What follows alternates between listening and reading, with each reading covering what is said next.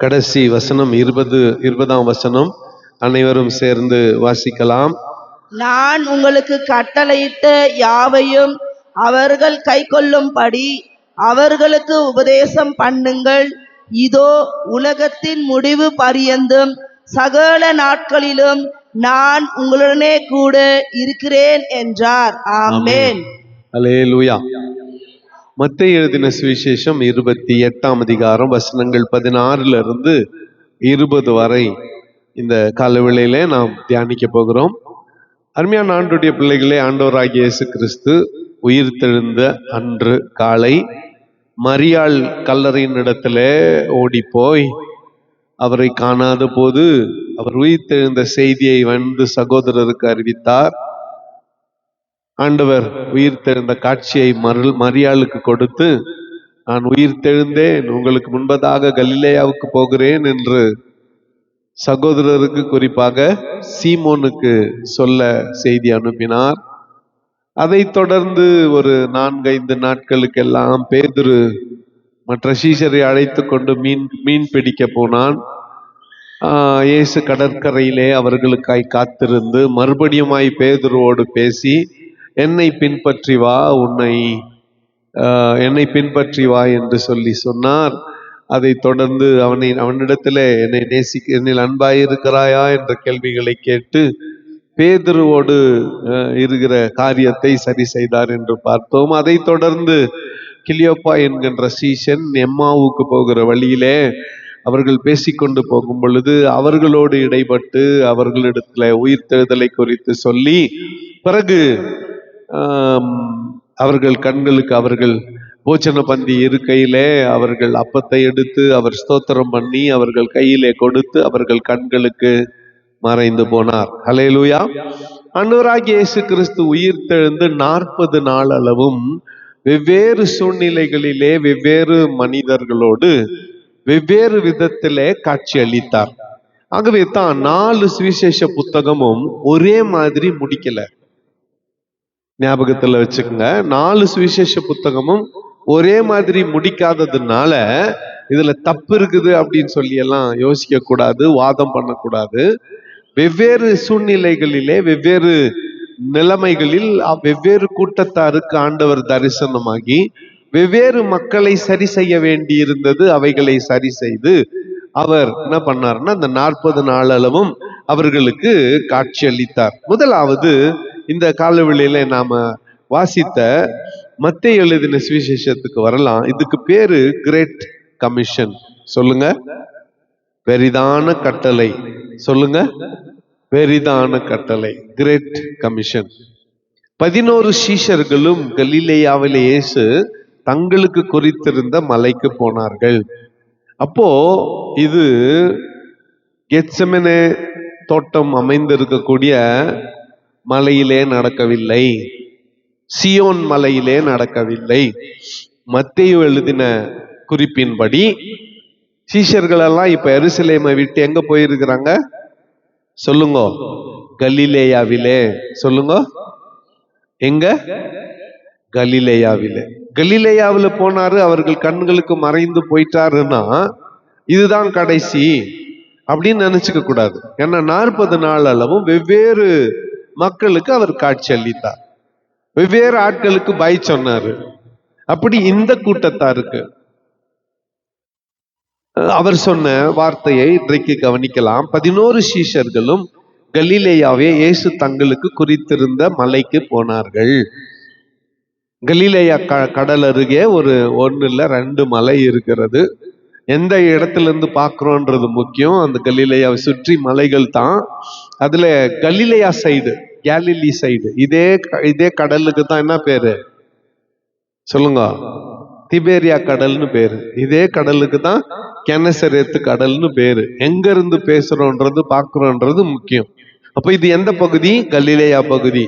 அந்த கலிலேயா கடலோரம் ஒரு மலை இருக்கிறது. அந்த மலையிலே இயேசு அவர்களை இருக்க சொன்னார். அவர்களும் போயிருந்தார்கள். அங்கே அவர்கள் அவரை கண்டு பணிந்து கொண்டார்கள். இப்போ 11 சீஷர்கள் அங்கே இருக்கிறதை நாம் பார்க்கிறோம். சிலரோ சந்தேகப்பட்டார்கள். இயேசுநாதர் உயிர்த்தெழுந்து லிட்ரலா அவர்களுக்கு காட்சி அளிக்கும் பொழுது கூட சிலர் சந்தேகப்பட்டார்கள். ஹல்லேலூயா. ஓகே, இயேசு அப்பொழுது சமீபத்தில் வந்து அவர்களை நோக்கி இந்த கட்டளையை கொடுக்கிறார். என்ன கட்டளை கொடுக்கிறார்? வானத்திலும் பூமியிலும் சகல அதிகாரம் எனக்கு கொடுக்கப்பட்டிருக்கிறது. ஆகையால் நீங்கள் புறப்பட்டு போய் சகல ஜாதிகளையும் சீஷராக்கி பிதா குமாரன் பரிசுத்த ஆவியின் நாமத்தினாலே அவர்களுக்கு ஞான ஸ்நானம் கொடுத்து நான் உங்களுக்கு கட்டளையிட்ட யாவையும் அவர்கள் கை கொள்ளும்படி அவர்களுக்கு உபதேசம் பண்ணுங்கள். இதோ உலகத்தின் முடிவு பரியந்தம் சகல நாட்களிலும் நான் உங்களுடனே கூட இருக்கிறேன் என்றார். ஆமேன். இப்படி மத்தேயு முடிக்கிறார். நல்லா கவனிங்க, இங்கே கொடுக்கப்பட்டிருக்கிற கட்டளை, அவர் உயிர் தெழுந்தார், அவர் காட்சி அளித்தார், அவர்களோடு பேசிக்கொண்டு இருக்கிறார். குறிப்பா 11 பேரு. யார் இந்த 11 பேரு? அவருடைய சீஷர்கள். யூதாஸ் மரித்து விட்டான், அவருடைய சீஷர்கள். அவங்கள பார்த்து அவர் சொல்லுகிற வார்த்தை, வானத்திலும் பூமியிலும் சகல அதிகாரமும் எனக்கு கொடுக்கப்பட்டிருக்கிறது. ஞாபகத்துல வச்சுக்கோங்க, வானத்திலும் பூமியிலும் சகல அதிகாரமும் யாருக்கு கொடுக்கப்பட்டிருக்கிறது? சொல்லுங்க, யாருக்கு கொடுக்கப்பட்டிருக்கிறது? இது நமக்கு தெரியுமா? இது நமக்கு தெரியுமா? வானத்திலும் பூமியிலும் சகல அதிகாரம் இயேசுநாதருக்கு கொடுக்கப்பட்டிருக்கிறது என்பது இந்த காலவேளையில உனக்கு தெரியுமா? தெரியலனா தெரிஞ்சுக்கங்க. வானத்திலும் பூமியிலும் சகல அதிகாரம் யார்கிட்ட இருக்கு? ஆண்டவராகிய இயேசு கிறிஸ்து கிட்ட இருக்கு. ஆகவே நீங்கள் புறப்பட்டு போய் சகல ஜாதிகளையும் சீஷராக்கி, எல்லாரையும் சீஷராக்கி பிதா குமாரன் பரிசுத்தாவியின் நாமத்தினாலே அவர்களுக்கு ஞான ஸ்நானம் கொடுத்து நான் உங்களுக்கு கட்டளையிட்ட யாவையும் அவர்கள் கை கொள்ளும்படி அவர்களுக்கு உபதேசம் பண்ணுங்கள் என்றார். நான் கொஞ்சம் வழக்கத்துக்கு மாறாக, வழக்கமா இந்த நாட்கள்ல எல்லாம் ஒரு பேசேஜ் எடுத்து அதுல இருந்து தான் நாம தியானிப்போம். கொஞ்சம் மார்க்கு கொடுத்திருக்கிற தகவலை நான் தியானிக்க விரும்புகிறேன். மார்க் எழுதின சுவிசேஷம் 16ஆம் அதிகாரத்துக்கு வரும் பொழுது 15ஆம் வசனத்துல பின்பு அவர் 14ஆம் வசனத்திலிருந்து 20ஆம் வசனம் வரை எல்லாரும் சேர்ந்தே வாசித்திடலாம். மார்க்கு 16, 14 20 வரை. அதன் பின்பு 11 வரும் போஜன பந்தி இருக்கையில் அவர்களுக்கு தரிசனமாகி உயிர்த்தெழுந்த தம்மை கண்டவர்களை போனவர்கள் நிமித்தம் அவர்களுடைய அவ்விசுவாசத்தை குறித்தும் கடினத்தை குறித்தும் அவர்களை கடிந்து கொண்டார். பின்பு அவர் அவர்களை நோக்கி, நீங்கள் உலகமெங்கும் போய் சர்வ சிருஷ்டிக்கும் சுவிசேஷத்தை பிரசையுங்கள். விசுவாசம் உள்ளவனாகி ஞான ஸ்நானம் பெற்றவன் ரட்சிக்கப்படுவான், விசுவாசியாதவனோ ஆக்கினைக்குள்ளாக தீர்க்கப்படுவான். விசுவாசிக்கிறவர்களால் நடக்கும் அடையாளங்களாவன, என் நாமத்தினாலே பிசாசுகளை துரத்துவார்கள், நவமான பாஷைகளை பேசுவார்கள், சர்ப்பங்களை எடுப்பார்கள், சாவுக்கேதுவான யாதொன்றை குடித்தாலும் அது அவர்களை சேதப்படுத்தாது, வியாதியஸ்தர் மேல் கைகளை வைப்பார்கள், அப்பொழுது அவர்கள் சொஸ்தமாவார்கள். இவ்விதமாய் கர்த்தர் அவர்களுடனே பேசின பின்பு பரலோகத்துக்கு எடுத்துக்கொள்ளப்பட்டு தேவனுடைய வலது பார்சத்தில் உட்கார்ந்தார். அவர்கள் புறப்பட்டு போய் எங்கும் பிரசங்கம் பண்ணினார்கள். கர்த்தர் அவர்களுடனே கூட கிரியை நடப்பித்து அவர்களால் நடந்த அடையாளங்களினாலே வசனத்தை உறுதிப்படுத்தினார். ஆமென். அல்லேலூயா. மார்க்கு கொடுக்கிற பகுதி, மார்க்கு கொடுக்கிற ஆலோசனை அல்லது மார்க்கு கொடுக்கிற வார்த்தைகளை பாருங்கள். 11 பேரும் போஜன பந்தி இருக்கையில், அவர்கள் போஜனம் பந்தியிலே இருக்கையில் அவர்களுக்கு தரிசனமாகி உயிர்த்தெழுந்த தம்மை கண்டவர்களையும் விசுவாசியாதவர்களையும் கடிந்து கொண்டார். அவர்களுடைய இருதயத்தின் கடினத்தின் நிமித்தம் அவர்களை குறித்து அவர்களை கடிந்து கொண்டார். கண்டும் விசுவாசியாதவர்களை குறித்து, அவர்கள் இருதயத்தின் கடினத்தை குறித்து அவர்களை கடிந்து கொண்டார். கடினம் இருதயம் உள்ளவர்களாய் நாம இருக்கக்கூடாது.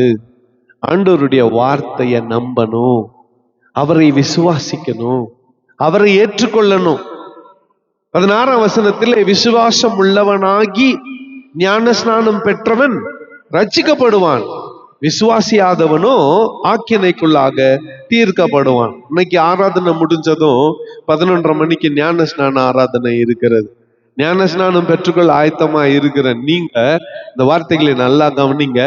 விசுவாசம் உள்ளவனாகி ஞான ஸ்நானம் பெற்றவன் ரட்சிக்கப்படுவான். அப்போ ரட்சிப்பு பரிபூரணம் அடைவது ஞான ஸ்நானத்துல. ரட்சிப்பு நிறைவு பெறுவது எதுல சொல்லுங்க? நானா நம்ம சொல்றது என்னன்னா, சிலுவையில இன்றைக்கு என் கூட பரதேசியில இருப்பாயின்னு யார சொன்னாரு? கல்லனை பார்த்து சொன்னாரே, அவன் எங்க ஞானசானம் எடுத்தான்? திருடன்கள்லாம் ஞானசானம் எடுக்காம போட்டோம், நீங்க நல்லவங்க தானே, நீங்க எடுத்துக்கோங்க. இந்த மாதிரி வாதம்லாம் என்ன பண்ணக்கூடாது, செய்யக்கூடாது. ஆண்டவன் அவனுக்கு ஞானஸ்நானம் எடுக்கக்கூடிய ஒரு சூழ்நிலை இல்ல, சந்தர்ப்பம் இல்ல. இருந்திருந்தா இயேசுநாதர் கூட்டு தான் கூட்டின்னு போயிருப்பாரு. அவர் கைகளும் கட்டப்பட்டிருக்கிறது, அவன் கைகளும் கட்டப்பட்டிருக்கிறது. ஆனா உண்மையான ரட்சிப்பை அந்த நேரத்தில் அவன் அடைந்தான். இன்றைக்கு என்னோடு கூட பரதேசியில இருப்பாய் என்று அவனை பார்த்து சொன்னார். காரணம், ஆண்டவரே உம்முடைய ராஜ்யத்திலே என்னை நினைத்தருளும் என்று இயேசுவை விசுவாசித்தான். நல்லா கவனிங்க, மற்றவங்களுக்கும் இவனுக்கு இருக்கிற வித்தியாசத்தை இன்னைக்கு நான் சொல்றேன் கேளுங்க. மற்றவர்களுக்கும் இவனுக்கும் இருக்கிற வித்தியாசத்தை சொல்றேன் கேளுங்க. 5 அப்பம் 2 மீன் 5000 பேருக்கு கொடுத்த போது ஒரு 100 பேர் இயேசுநாதருடைய வல்லமை நம்பி இருப்பார்கள். சோத்திரம். அவங்க என்னத்தை பார்த்தாங்க? சாப்பாட்டை பார்த்தாங்க. சாப்பாட்டை பார்த்தோன்னா நமக்கு சந்தோஷம். ஓ, இது இவரால முடியும், ஏற்றுக்கொண்டிருக்கலாம். குஷ்டரோகியை சுகப்படுத்தின போது ஒரு 100 பேர் ஏத்துனப்பாங்க. அட்டா, இது மாதிரி ஒரு அற்புதத்தை நான் பார்த்ததில்லை, இதுவரையில குஷ்டரோகியை யாருமே சுகப்படுத்தினதில்லையே, இவர் சுகப்படுத்தினாரே, இவர் மேசியா, அந்த சுகத்துக்காக இவரை நான் ஏற்றுக்கொள்ளுகிறேன் ஏற்றுக்கொண்டிருப்பார்கள். அவர் தண்ணி மேல நடந்து வந்ததை பார்த்து சிலர் ஏற்றுக்கொண்டிருந்திருப்பார்கள். அவர் தண்ணீரை ரத்தமா மாற்றின, தண்ணீரை திராட்சரசமா மாற்றினதை பார்த்து சிலர் ஏற்றுக்கொண்டு இருப்பார்கள்.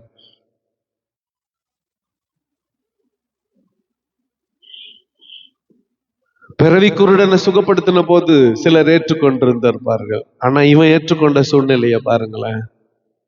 எல்லாவற்றையும் இழந்தவராய் ஒன்றுமில்லாத நிலைமையிலே சிலுவையிலே தொங்கிக் கொண்டிருக்கிறார்.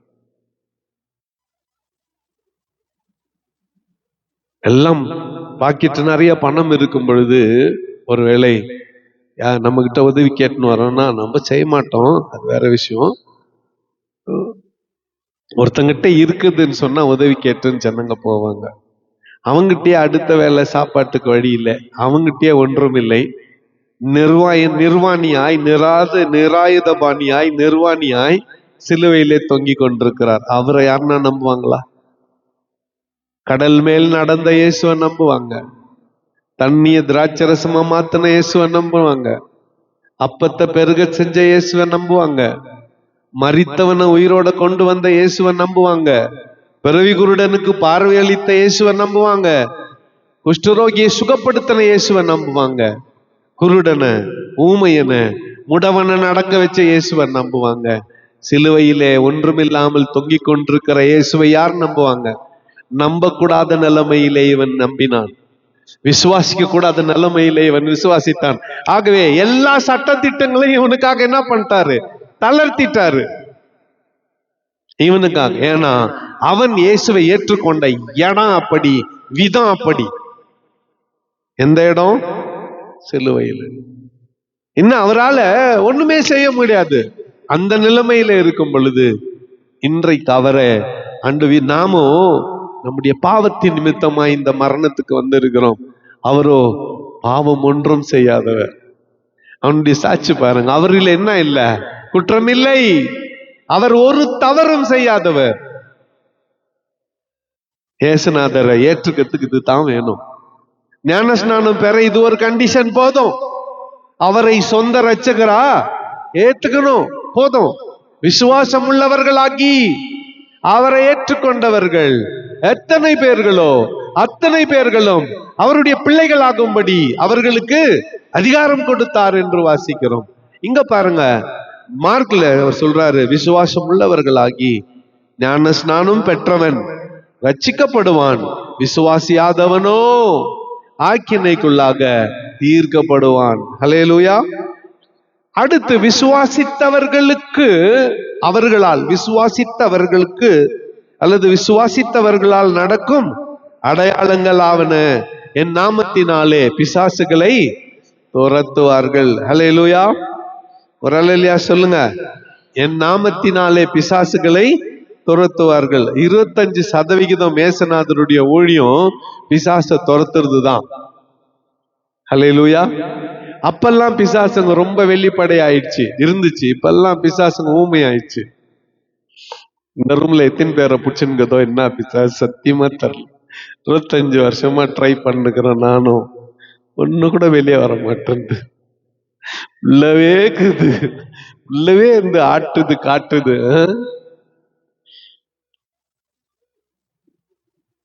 அப்பெல்லாம் பிசாசுங்க ரொம்ப வைப்ரண்டா வெளிப்படையா இருந்துச்சு. இப்பெல்லாம் பிசாசுங்க என்ன ஆயிடுச்சு? அப்படியே உள்ளுக்குள்ளவே ஆண்டவரே கர்த்தாவே, விசுவாசிக்கிறவர்களால் நடக்குவது அடையாளங்கள் ஆவனு சொன்னீங்களே, மெய்யா உண்மை விசுவாசிக்கிறேன். எனக்குள்ளக்கிற பேய ஓட்டுங்கப்பா. இதுங்கெல்லாம் எப்படின்னா போட்டோம், எனக்குள்ள இருக்கிற பேய ஓட்டுங்க.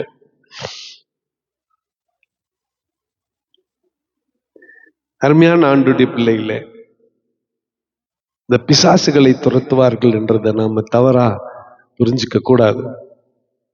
அதுக்காக ஒண்ணு வந்து நம்ம மேல உட்காந்து நம்மள ஆட்டணும்னு அவசியம் இல்லை.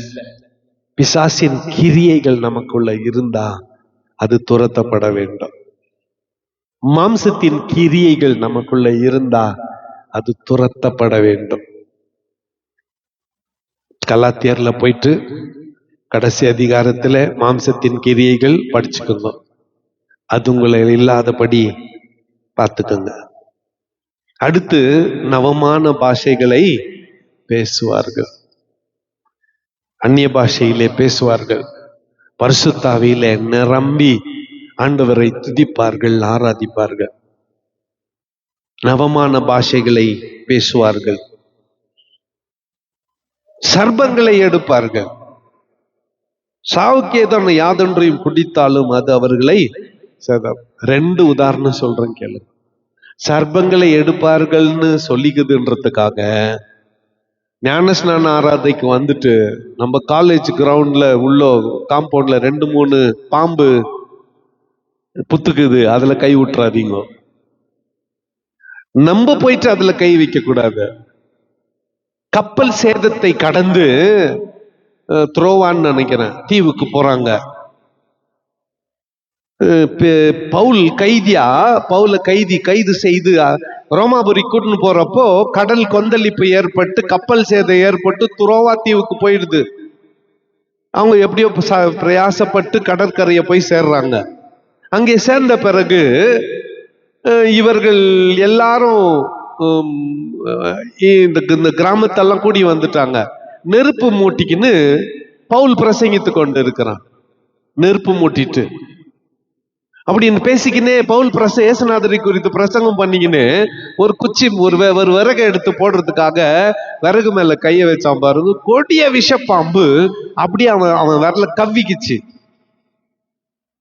விறக போட்டான், அந்த பாம்பு அப்படியே துடிச்சு நிக்குது, அப்படி கடிச்சிட்டு இருக்குது, அப்படியே ஆடி இருக்குது. அதை போயிட்டு நெருப்புல இப்படி உதறிட்டான். இப்போ பவுல் பேசிருக்கிறான். அந்த கிராமத்தாருக்கு தெரியும் இந்த பாம்பு கடிச்சவங்க ஒருத்தரும் பொழைச்சது இல்ல. எப்பயும் வாயில நுர தள்ளுன்னு பார்த்துனுக்குறாங்க, அது நுர தள்ளவே இல்லை. மாறாக ஆண்டவருடைய வார்த்தை தான் வந்து நிக்குது. இது ஒரு பெரிய அற்புதம் என்று நினைத்து அந்த முழு கிராமம் ரட்சிக்கப்பட்டார்கள். நம்ம வழியில வந்த பிசாச நம்ம என்ன பண்ணக்கூடாது, விடக்கூடாது. அதே நேரத்துல ஓடி போய் பிசாச துரத்துறது நம்ம வேலை.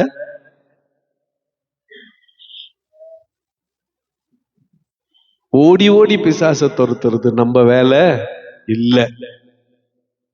ஆண்டவர் சோதிச்சு, ஆண்டவர் இருக்கிறாரா இல்லையான்னு பாம்பு புத்துல கை விட்டானா, ஆண்டவர் இருக்கிறாரா இல்லையா, பாம்பு கண்டிப்பா இருந்த உன்னை கடிக்கும்.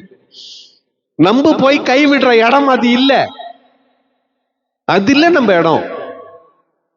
ஆனா அது தவறி நம்முடைய பவுண்டரியில வந்துட்டா அந்த விஷயத்துல இருந்து கர்த்தர் நம்மள என்ன பண்ணுவாரு, காப்பார்.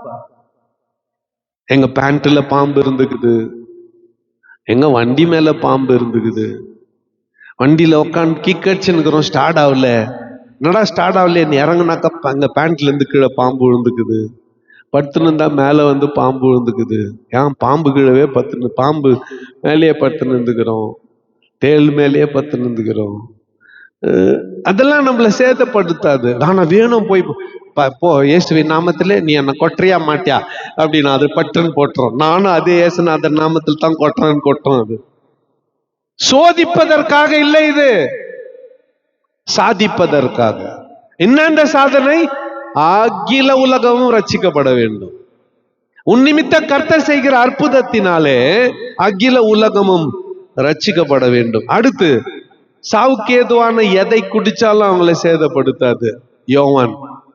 யோவான சாவடிக்க என்ன பண்ணாங்க, ரெண்டு வாயும் அப்படியே ரெண்டு வாய், அங்க ஒரு வாய் தான், ரெண்டு பக்கம் அப்படியே இழுத்து பிடிச்சிக்கணும். இன்னொருத்தன் என்னத்தை ஊத்துனான், விஷத்தை ஊத்துனான். யோவானுக்கு ஒன்றும் நடக்கல.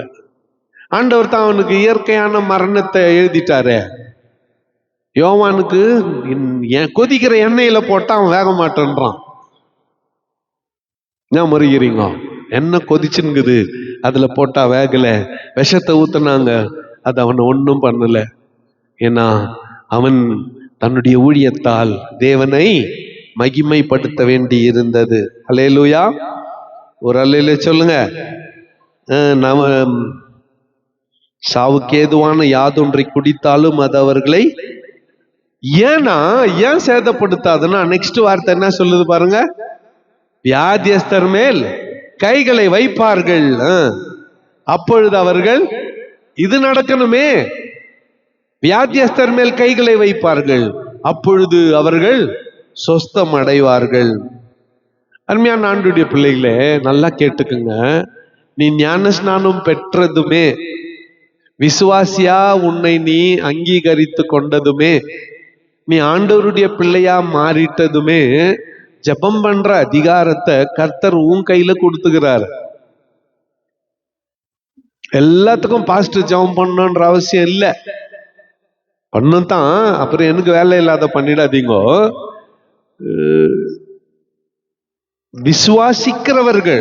விசுவாசிகள் வியாதியஸ்தர் மேல் கைகளை வைப்பார்கள், அப்பொழுது அவர்கள் சொஸ்தமா. உன்கிட்ட ஆண்டவர் அந்த அதிகாரத்தை கொடுக்கிறார்.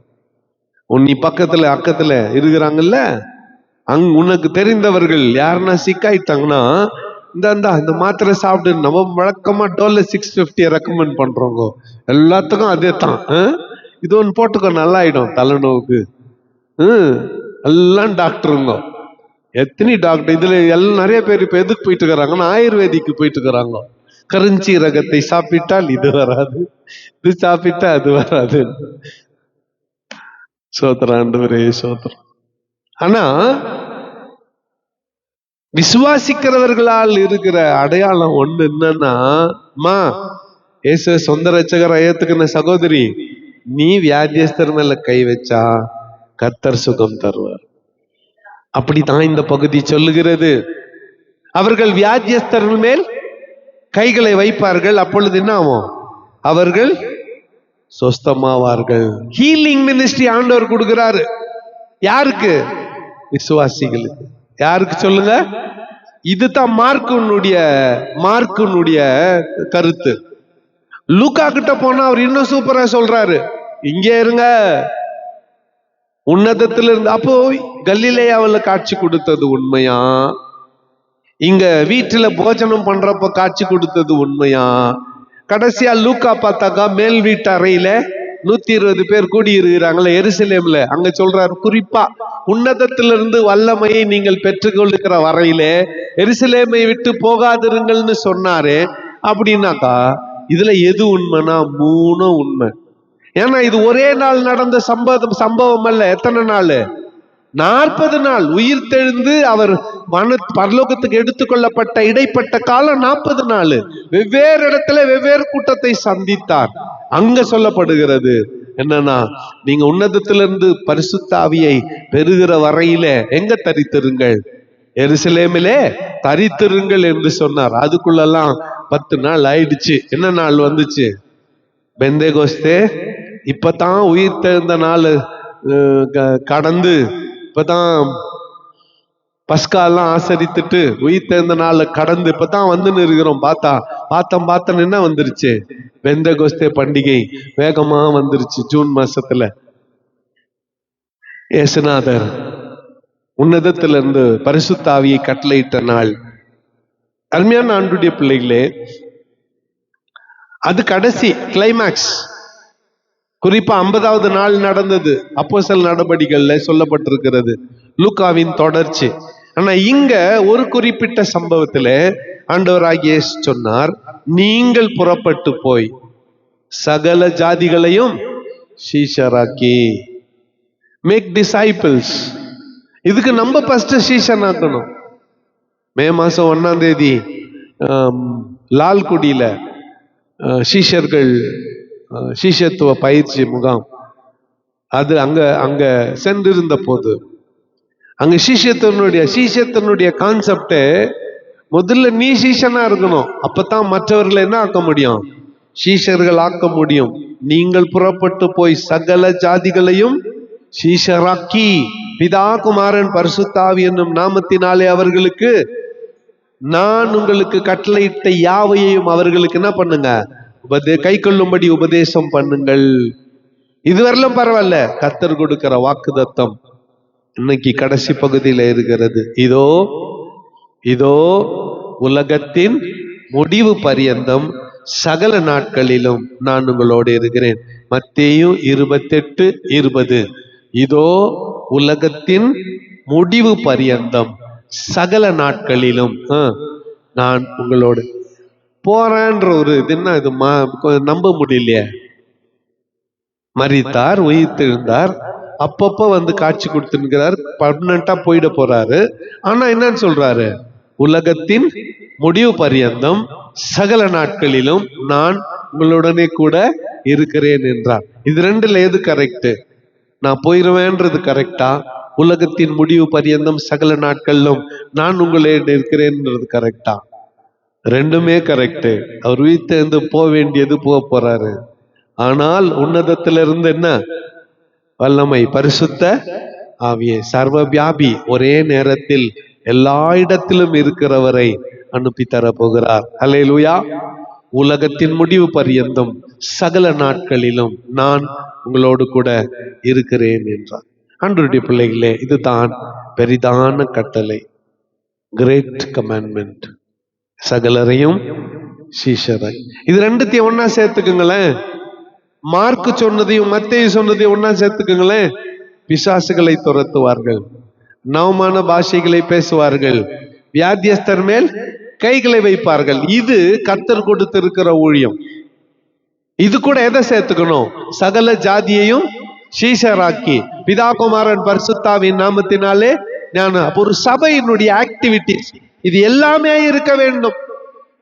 வீட்டு கூட்டங்கள் நடக்கணும், செல் மீட்டிங் நடக்கணும், சுவிசேஷம் அறிவிக்கப்பட வேண்டும், பயிற்சி கொடுக்கப்பட வேண்டும், வாலிபர்கள் பயிற்சி கொடுக்கப்பட வேண்டும், சண்டே ஸ்கூல் ஊழியம் நடக்கணும். கர்த்தர் கொடுத்திருக்கிற ஊழியங்க சகலரையும் சீஷராக்கி, பிதா குமாரன் பரிசுத்தாவின் நாமத்தினால் ஞானஸ்நானம் கொடுத்து நான் உங்களுக்கு கட்டளையிட்ட யாவையும் அவர்கள் கை கொள்ளும்படி அவர்களுக்கு உபதேசம் பண்ணுங்கள். இதோ உலகத்தின் முடிவு பரியந்தம் சகல நாட்களிலும் நான் உங்களோடு கூட இருக்கிறேன். அன்றைய பிள்ளைகளே, இதை விட வேற என்ன ப்ராமிஸ் உனக்கு வேண்டும்? இதை விட வேற என்ன நம்பிக்கை உனக்கு வேண்டும்? உலகத்தின் முடிவு பரியந்தம் சகல நாட்களிலும் நம்மோடு இருக்கிற தேவனாகிய கர்த்தர் நமக்கு ஆண்டவராய் இருக்கிறார். நமக்கு இரட்சகராய் இருக்கிறார், நமக்கு மீட்பராய் இருக்கிறார், நம்முடைய தகப்பனாய் இருக்கிறார், நம்மை வழி நடத்துகிறவராய் இருக்கிறார். அவரிடத்துல திரும்பலாம், அவரை நோக்கி பார்க்கலாம், அவருடைய கட்டளையை நிறைவேற்றலாம், அவருடைய ஊழியத்தை செய்யலாம். அவர் நம்மை ஆசீர்வதிப்பார். கண்களை மூடி நாம் ஜெபம் செய்வோம். கைகளை உயர்த்தி வாய் திறந்து கொஞ்ச நேரம் கர்த்தரை ஸ்தோத்திரம் பண்ணுங்க. ஹல்லேலூயா, we worship you. உம்மை